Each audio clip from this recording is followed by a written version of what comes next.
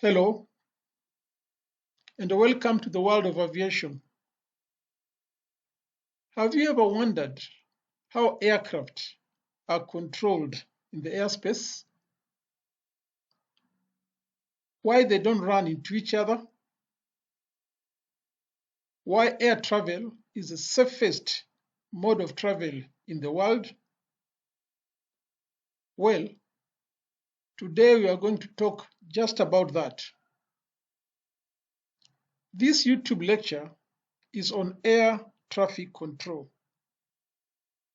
and I do hope by the end of this lecture you will have had some basic understanding of how air traffic controllers control aircraft right from pushback to taxiing, takeoff, and land. Now, this is not an academic lecture, and so the information provided here is very, very basic and is meant only to sensitize and inform the person watching this video of how air traffic controllers do their work. Allow me to extend a very warm welcome to a very special group of people, the young aviators.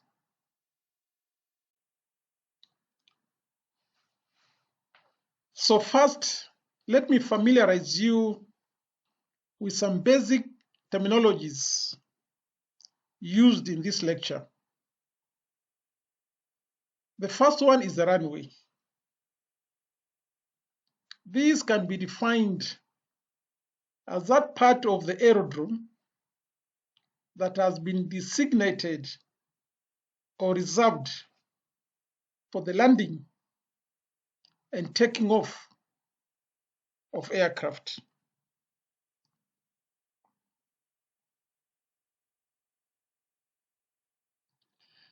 The next one is the apron. So this can also be defined as that area on a land aerodrome which is intended to accommodate aircraft for purposes of loading or unloading passengers, mail, or cargo, for fueling, parking, or maintenance.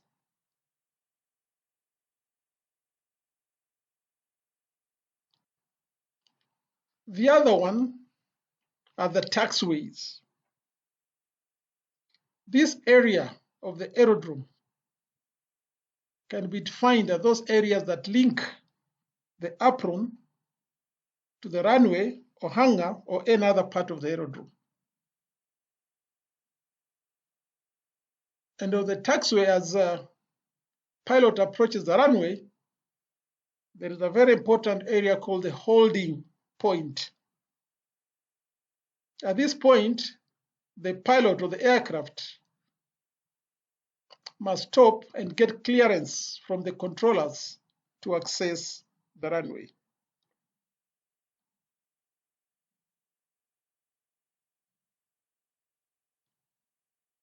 Another terminology is the apron controller. This is the controller who controls movement of aircraft around the apron area alone. And normally, this service is provided by the airport provider. We'll also look at the ground controller.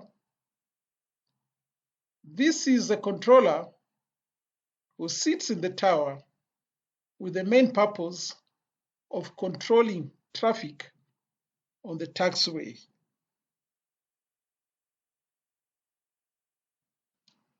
The other one is the tower controller.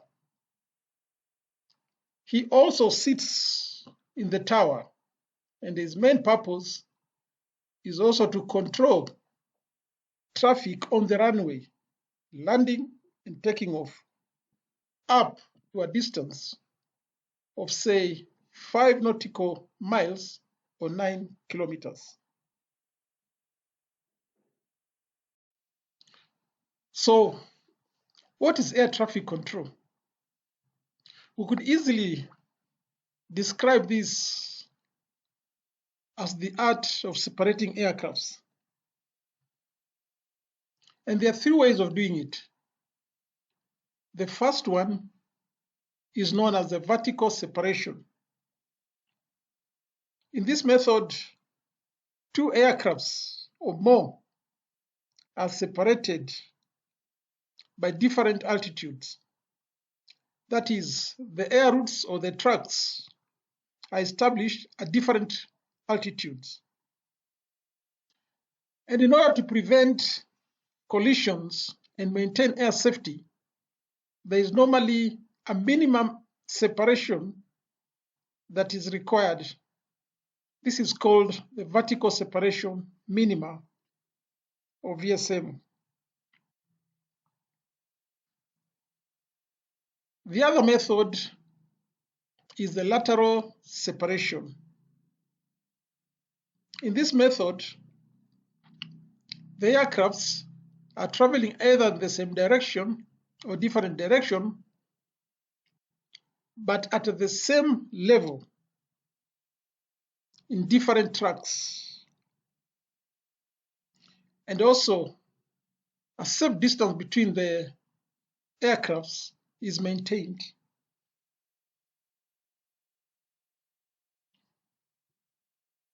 The last method is longitudinal separation. So in this method, 2 or more aircrafts fly in the same track, the same level, but are separated by distance or time. Now, for a more efficient, safe, and cost-effective airspace, the airspace is normally split into 3 main blocks.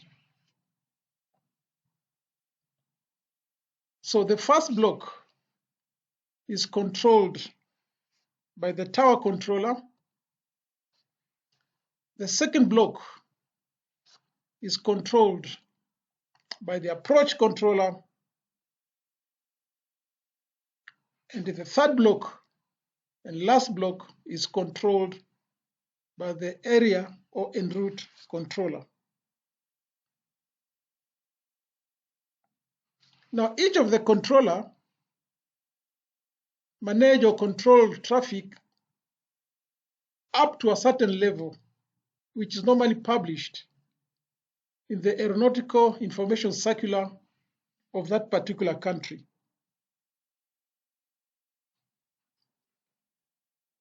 And the flight levels up to which the controllers manage the aircraft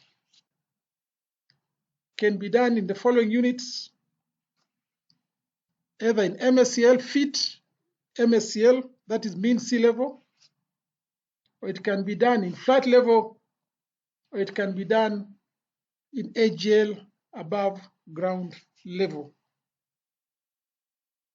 So in all of these blocks, the controller will provide information.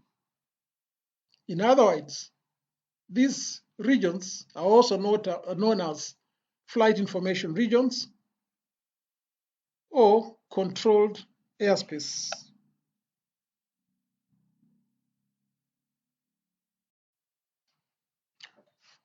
Controllers also ensure safe, orderly, and expeditious flow of traffic. And also they provide information to pilots such as weather, navigation, and NOTAMs. These are notices to the airmen. These controllers are normally located on the ground or ground facilities. And it's also good to know that the mode of communication between pilots and controllers all over the world is normally done in English language. Of course, there could be some exception where you have domestic flights in a certain country or the big airspace. They may wish to communicate in their own language. But when it comes to cross-border information, then pilots have to be proficient in English. The same with air traffic controllers. Now, there are a number of technologies that are available to the air traffic controller in managing air traffic in a given airspace. The first one we want to talk about here is the surveillance.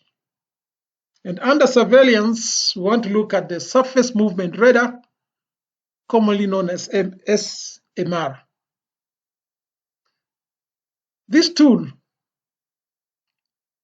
is available to the aerodrome controller, and they can use it to be able to monitor traffic on the ground. With this tool, the aerodrome controller is able to control traffic into and out of the runway, into and out of the taxiway, and into the apron. It is an important tool, especially in airports that are very busy and in airports with zero visibility.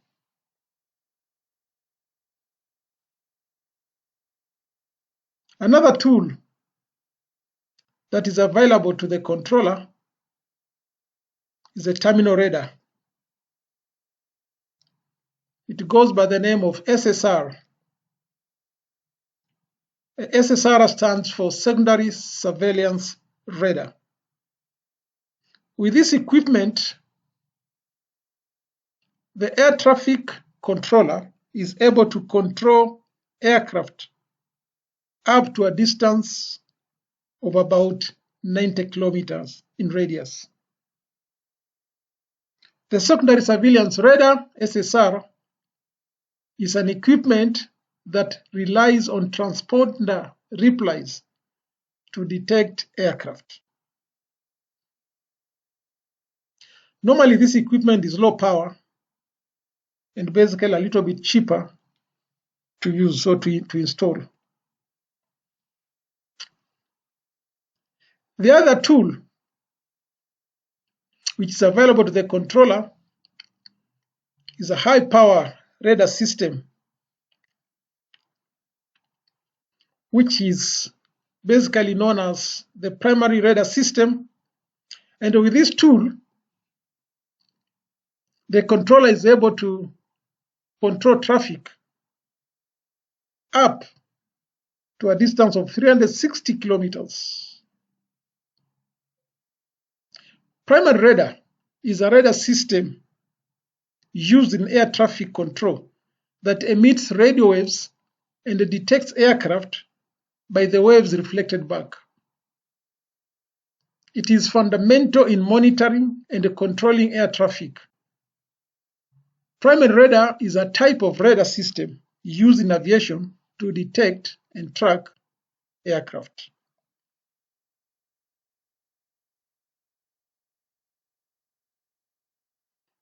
However, both the terminal radar and en route radar suffer in what we call in telecommunication the deficiency of line of sight. This is a problem where the signals which travel in straight line cannot see beyond the horizon or are blocked by mountains, masts, and any obstacle that is on the way. So in order to overcome this problem, the industry has come up with a technology known as automatic dependence surveillance broadcast, which is now finding its way onto the controller's display. This is a satellite-based surveillance system, and with this system, the controller is able to manage aircraft even beyond line of sight into many kilometers. And it is a technology that sooner or later will replace radar completely.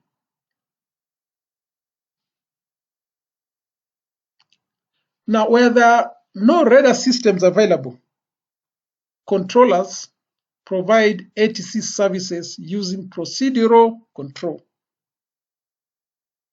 These procedures use aircraft position reports, time, altitude, distance, and speed to ensure separation.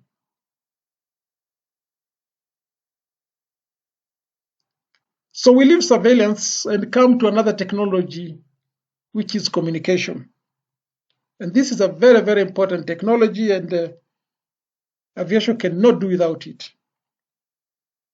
So under communication, the first technology you want to look at is VHF, which stands for Very High Frequency Communication. Now, this is a verbal communication between the pilot and the controller.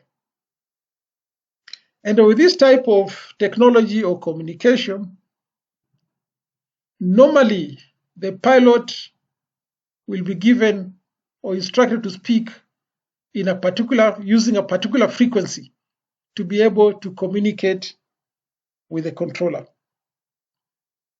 Most of those frequencies are already published in the respective aeronautical information circulars of the respective countries. And the controller will always change this frequency as they move from one control center to another control center, on one terminal to another terminal station. The other type of communication between controller and pilot is high frequency or HF. Now, VHF also suffers from what we call line of sight deficiency or problem, as we saw in the radar system. So with the VHF communication, normally the controller cannot be able to speak with the pilot after a certain distance. And then, of course, the VHF is a low-powered system.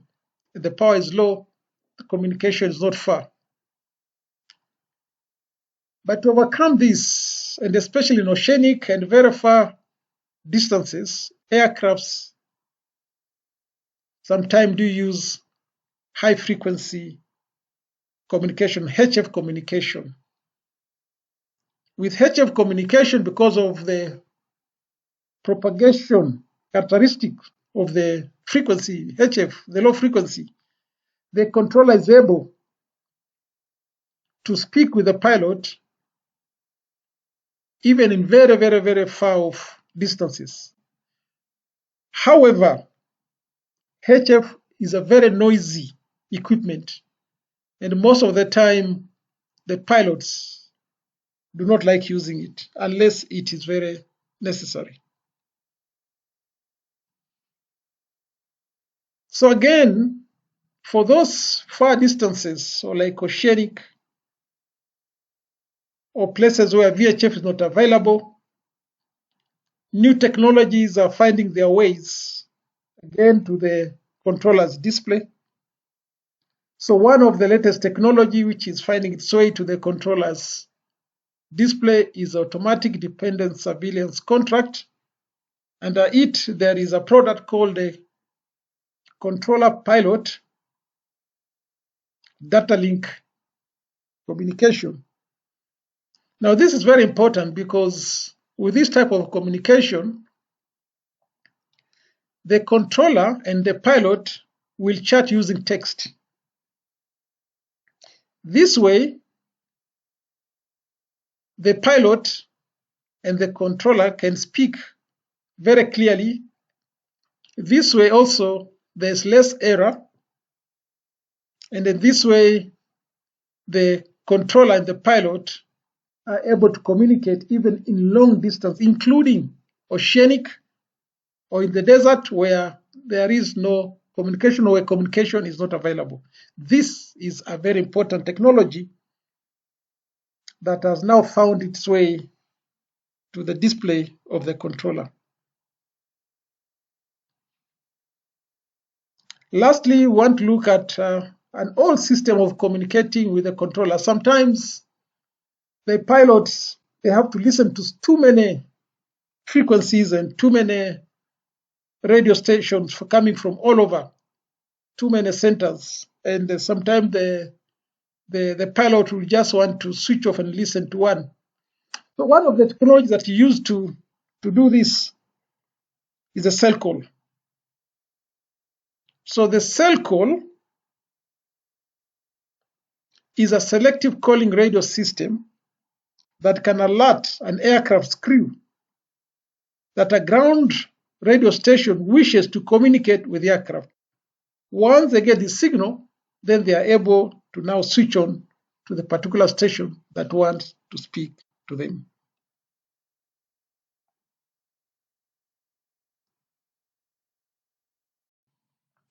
Another tool that the air traffic controllers use in managing traffic is the flight progress strip.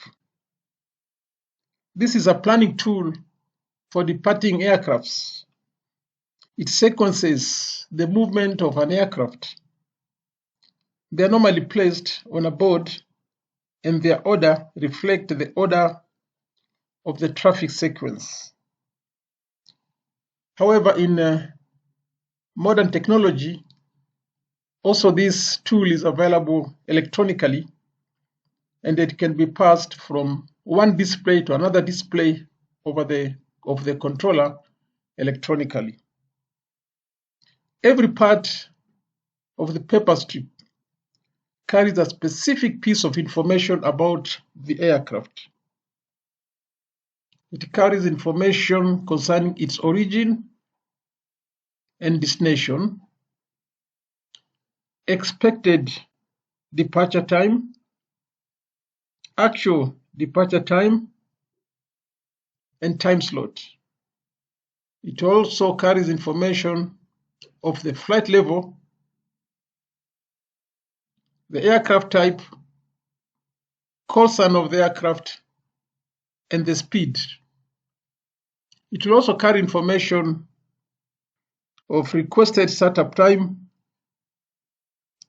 the frequency that the pilot must use to communicate with the controller,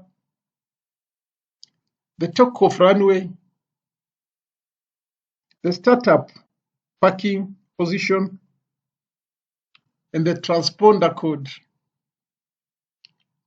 It also carries the startup status, startup time, tax time, and another very important information that it carries is known as the Standard Instrument Departure Rule or SID. And on arrival, this is known as the Standard Instrument Arrival Rule. So a SID, or a Standard Instrument Departure, is basically a standardized route for navigating aircraft from the departure runways onto the nearby airways. It also carries the exit clearance and the flight plan route. Now let us talk about the different controllers who control the airspace. They can be divided into three types of controllers. Number one, you have the aerodrome controller with different position, the ground control, local air control, clearance delivery, and tower. The other controller is approach and terminal controller. And finally, you have the en route center or area control controller. So what are their functions, or what do they do, each one of them? The aerodrome controllers normally issue information and clearances to aircraft under their control to achieve a safe, orderly, and expeditious flow of the air traffic on and in the vicinity of an aerodrome. They also do the ground control, and the ground control position under the aerodrome controller is responsible for traffic on the maneuvering area with the exception of runways.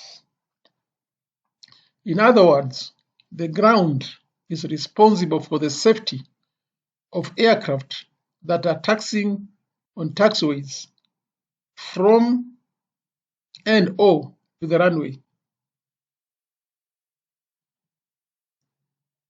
The pilot contacts the ground for the pushback or taxi clearance, and after the ground has approved, the aircraft will be routed through the maneuvering area until it has reached a holding point close to the runway. Then the aircraft will be handed over to the tower.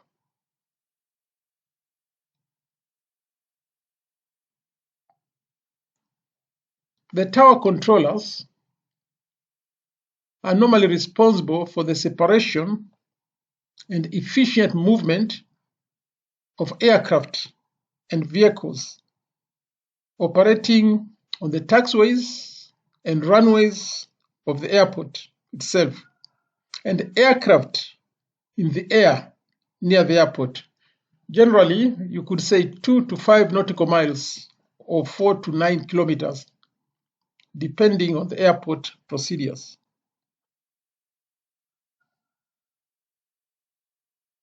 The tower controller is also responsible for the operations on the runway and aircraft flying within the area of responsibility of the aerodrome control tower.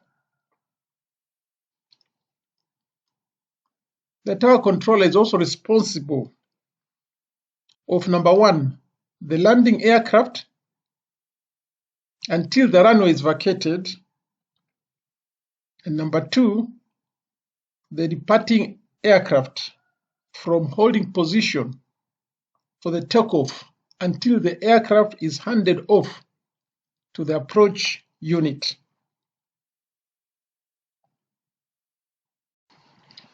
The layout in the control tower is shown here. You have the flight assistant and clearance delivery position. You have the ground controller position, and you have the tower controller position. And finally, you have the supervisor. Now let's look at the functions of the approach controller, also known as the terminal controller. So the terminal controllers are responsible for providing all air traffic services within the airspace.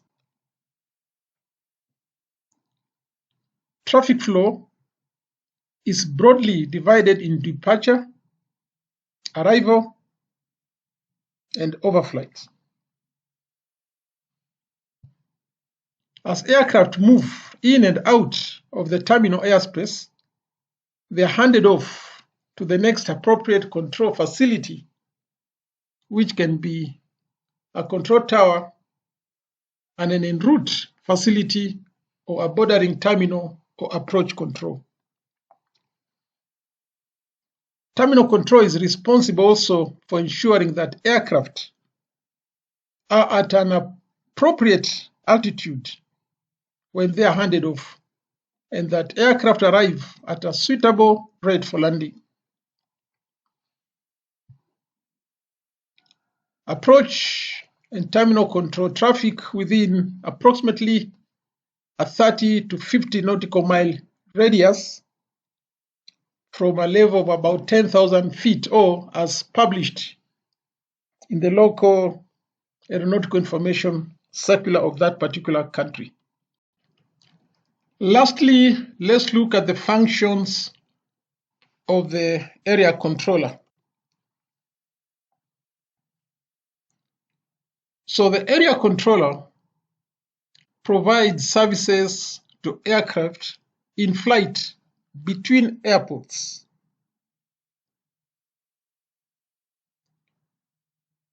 These are en route controllers. And en route air traffic controllers work in facilities known as area control centers. And these facilities may not be co-located with the tower. They can be away from the tower or in another place. Each center is responsible for large portions of airspace. Mostly, these are flight information region, and mainly they control the upper airspace.